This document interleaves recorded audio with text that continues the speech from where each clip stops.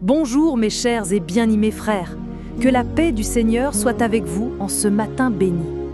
C'est avec un cœur rempli de joie que nous nous réunissons pour un nouveau moment de réflexion et de communion avec notre Père. La parole de Dieu est notre plus grande source de force et d'espérance, un phare qui éclaire notre chemin et nous guide au milieu des épreuves. C'est pourquoi je vous invite à ouvrir votre Bible avec nous dans le 2e livre des Rois, chapitre 20, versets 1 à 6. Le texte dit: En ce temps-là, Ézéchias fut malade à en mourir.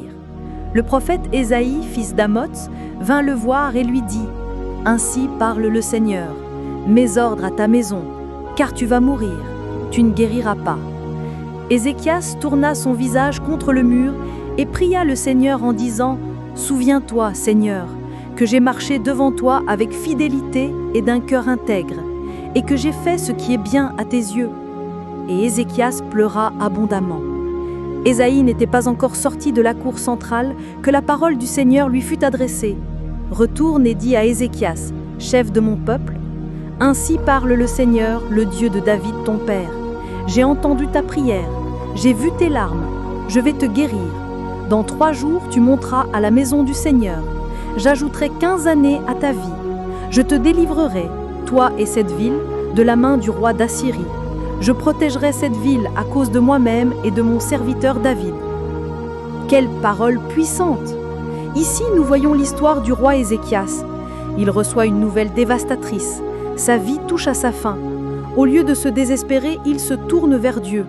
Il ne murmure pas, il ne se révolte pas, mais il pleure et prie avec un cœur sincère, se souvenant de sa fidélité. Et que se passe-t-il? La Bible nous montre que la prière d'un homme fidèle peut changer une sentence de mort. La réponse de Dieu vint immédiatement. Avant même que le prophète Ésaïe n'ait quitté l'endroit, le Seigneur avait déjà changé sa décision, ajoutant 15 années à la vie d'Ézéchias.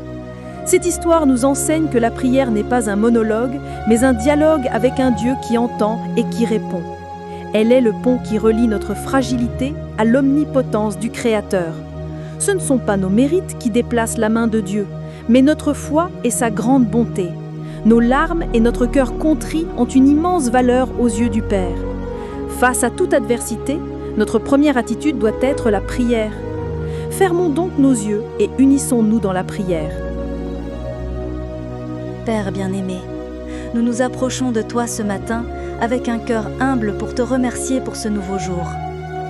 Merci Seigneur pour ta miséricorde qui se renouvelle à chaque aurore. Merci de nous permettre d'être en ta présence malgré toutes nos fautes et nos imperfections. Nous crions vers toi Seigneur, car nous savons qu'il n'existe aucune situation qui ne puisse être transformée par ton intervention. Nous nous souvenons d'Abraham, qui intercéda pour l'eau. Et toi Seigneur, dans ton infinie miséricorde, tu l'as sauvé de la destruction, comme nous l'enseigne le livre de la Genèse. Nous nous souvenons de Moïse, qui s'est tenu devant toi, et grâce à sa prière, la nation d'Israël fut épargnée. Ô Père, tout comme le prophète Élie qui cria et fit descendre le feu du ciel, nous crions à toi pour un réveil dans nos vies, dans nos familles et dans notre nation.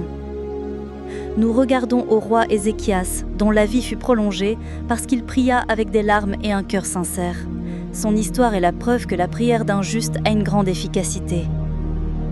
Nous t'implorons, Seigneur, de porter ton regard sur nos douleurs, nos désirs, nos luttes, et dans ta grande miséricorde de nous accorder la victoire. Tout comme le roi Josaphat, qui se sentait faible face aux ennemis et t'a invoqué, nous nous sentons nous aussi faibles et impuissants devant tant d'adversités.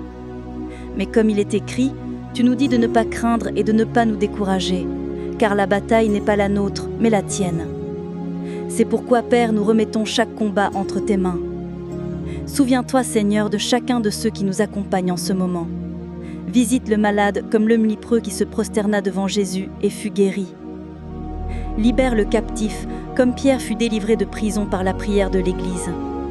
Apporte la paix aux cœurs angoissés. Apporte la provision à ceux qui en ont besoin. Restaure les relations brisées. Nous croyons qu'en toi, nous sommes plus que vainqueurs.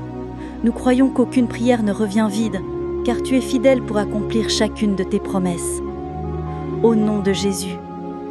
Amen. Que le message du roi Ézéchias résonne dans nos cœurs. Que nous puissions comprendre que la prière est notre arme la plus puissante contre les adversités de la vie. Ne te décourage pas, mon frère. Ne baisse pas les bras.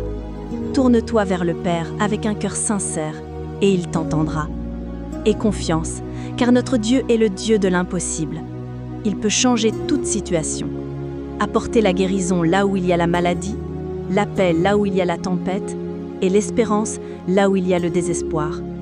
Si tu as été béni par ce message, mets un j'aime à la vidéo, partage-la avec tes amis et ta famille et abonne-toi à notre chaîne pour ne manquer aucun des prochains contenus. Laisse aussi ta demande de prière dans les commentaires. Nous voulons prier pour toi. Que le Seigneur te bénisse et te garde, que le Seigneur fasse briller son visage sur toi et t'accorde sa grâce, que le Seigneur tourne vers toi son visage et te donne la paix. Une forte accolade et que Dieu soit avec vous.